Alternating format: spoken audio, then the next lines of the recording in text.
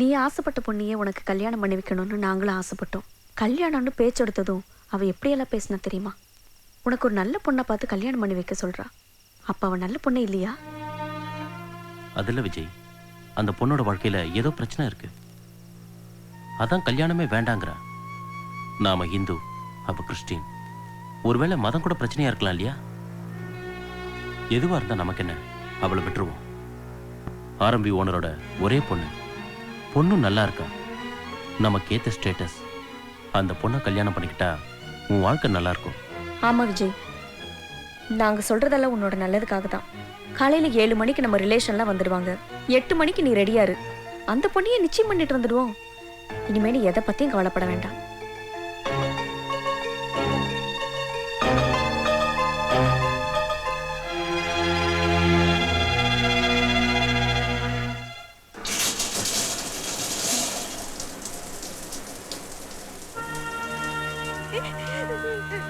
சென்னையில என் வாழ்க்கையை சதைஞ்சு போச்சு.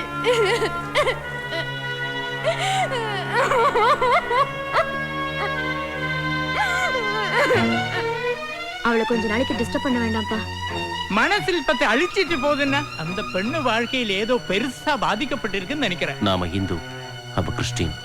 ஒருவேளை மதம் கூட பிரச்சனையா இருக்கலாம் இல்லையா?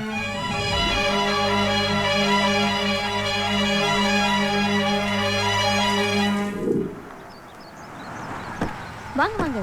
வணக்கம். வாங்க. வணக்கம். வணக்கம். உள்ள வாங்க. போ. உட்காருங்க உட்காருங்க. சொல்லு பாப்பா. வணக்கம். வாங்க வாங்க. வணக்கம். வணக்கம். உட்காருங்க உட்காருங்க. வணக்கம்மா. ஜேர்னிலாம் எப்படி இருந்தது? நல்லா இருந்தது. ரொம்ப டயர்டா இருப்பீங்களா? இல்ல இல்ல, டைம் ஆயிடுச்சு. விஜய் கூப்பிடுமா? ஆ, நீங்க காஃபி சாப்பிடுங்க.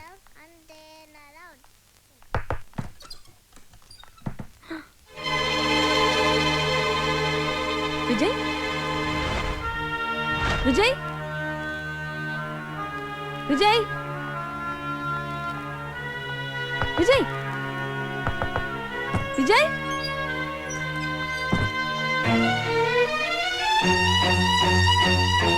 விஜய் விஜய் விஜய்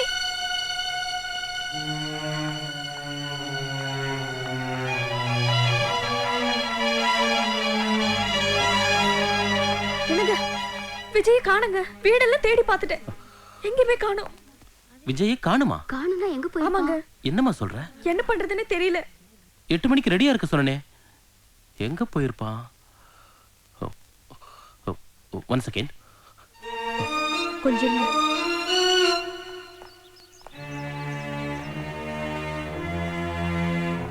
பைக் இருக்கு, எங்க போயிருப்பான்? தெரியலையே. விஜய், விஜய்க்கு ஒரு ஃபோன் பண்ணுங்க.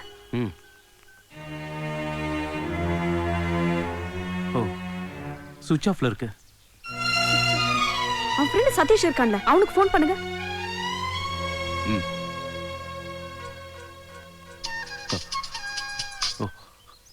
ஹலோ.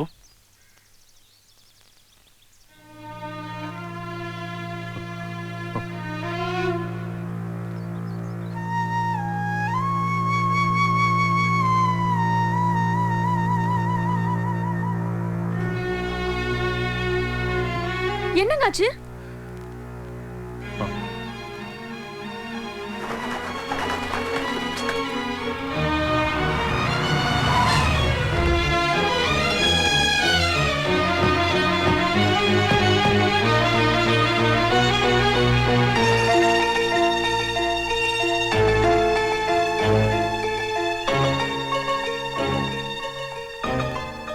வாங்க சம்பர், உங்க தம்பி கிறிஸ்துவ மதத்துல சேரணும்னு வந்திருக்காரு.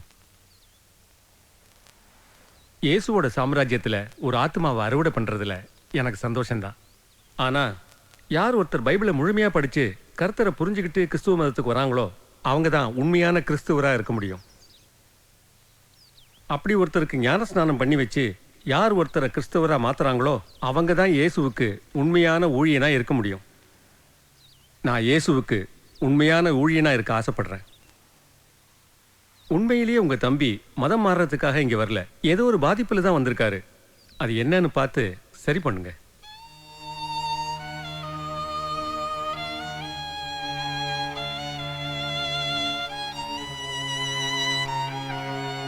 உங்க தம்பியை அழைச்சிக்கிட்டு போங்க.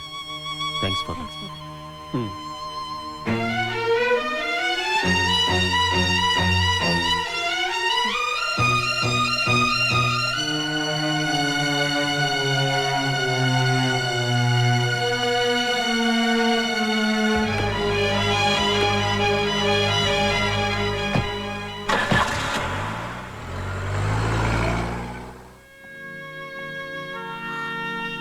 ஃபாதர், கவலைப்படாதம்மா, எல்லாத்தையும் கர்த்தர் பார்த்துக்குவார்.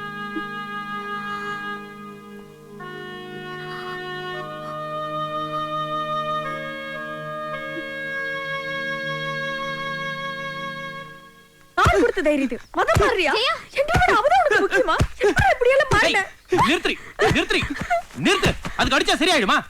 இவனை என் பெத்த புள்ள மாதிரில வளர்த்த. அதுக்கு உண்மையில வச்சிருந்த நம்பிக்கையில நாசம் பண்ணிட்டியடா. அவன பெரிய கிளிய பண்றவா?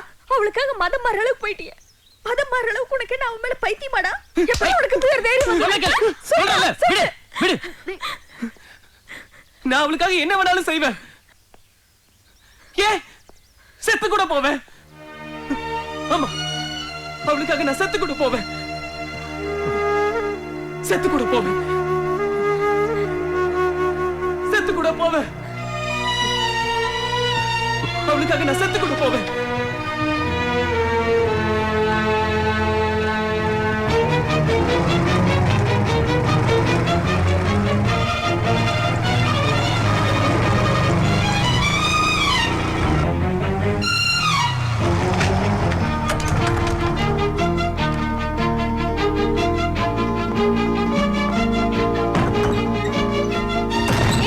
ஏன் கதவு சாத்துற? உன்கிட்ட கொஞ்சம் பேசணும்.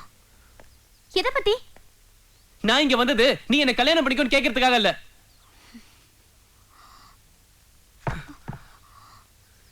இப்ப என்னால எதுலயுமே கான்சென்ட்ரேட் பண்ண முடியல. எந்த பக்கம் பார்த்தாலும் நீ நிக்கிற மாதிரியே இருக்கு. மனசெல்லாம் சோஃபி சோஃபின்னு ஓம் பேரையே சொல்லிக்கிட்டு இருக்கு. சில சமயம் செத்து போயிடலான்னு கூட தோணுது. உனக்கு என்ன பிடிச்சிருக்குல்ல, அப்புறம் ஏன் கல்யாணம் வேணாம்னு சொல்ற? அது என்னோட பர்சனல். உன்கிட்ட சொல்ல வேண்டிய அவசியம் எனக்கு இல்ல. பர்சனல் பர்சனல் பர்சனல் அப்படி என்னதான் உனக்கு பர்சனல் இருக்கு? நீ யாரையாவது லவ் பண்ணி ஏமாந்திருக்கியா? இல்ல உன் ஃப்ரெண்ட்ஸ் யாராவது லவ் பண்ணி ஏமாந்து அந்த பாதிப்புல நீ கல்யாணமே வேணாம்னு சொல்றியா? அப்படி இல்லனா உன் அம்மாக்காக உன் லைஃபையே சாக்ரிஃபைஸ் பண்ண போறியா? சொல்லு. இல்ல கேன்சர் எய்ட்ஸ்னு ஏதாவது டிசீஸ் இருக்கா? இதை விட ஒரு பொண்ணுக்கு வேற என்ன பர்சனல் இருக்க முடியும்? சொல்லு சோஃபி.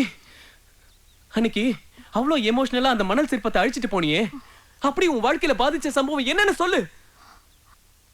நீ தானே சொல்லுவ நமக்குள்ள எந்த பர்சனலும் இருக்க கூடாதுன்னு. அப்படியே சொல்ல மாட்டேங்கிற. சொன்னா உன்னை விட்டு போயிடுவேன்னு பயப்படுறியா? சாகுற வரைக்கும் உன்னை விட்டு போக மாட்டேன் சோஃபி. ப்ளீஸ், எதுவா இருந்தாலும் பரவாயில்ல, சொல்லு சோஃபி. ஏன் இப்படி பேசாம கொள்ற? வாயை திறந்து பேசு. நீ பேசினாதான் மனசுல என்ன இருக்குன்னு எனக்கு தெரியும். பர்சனலா பர்சனல், பெரிய பொல்லாத பர்சனல். நீ வேணுங்கிறதுக்காக தான் நான் மதம் கூட மாற போனேன். அது உன்னோட முட்டாள்தனம். நான் என்னைக்காவது மதத்தை பத்தி உன்கிட்ட பேசிருக்கேனா? அப்படியாவது நீ மனசு மாறுவாங்கிற நம்பிக்கையில தானே நான் அப்படி செஞ்சேன். நீ என்ன பண்ணாலும் நான் சொல்ல மாட்டேன், சொல்ல மாட்டேன், சொல்ல மாட்டேன். அதுக்கு செத்து போடின்னு சொல்லு. செத்து போயிடுறேன். நான் சொன்னா நீ செத்து போயிடுவ. ஐயோ.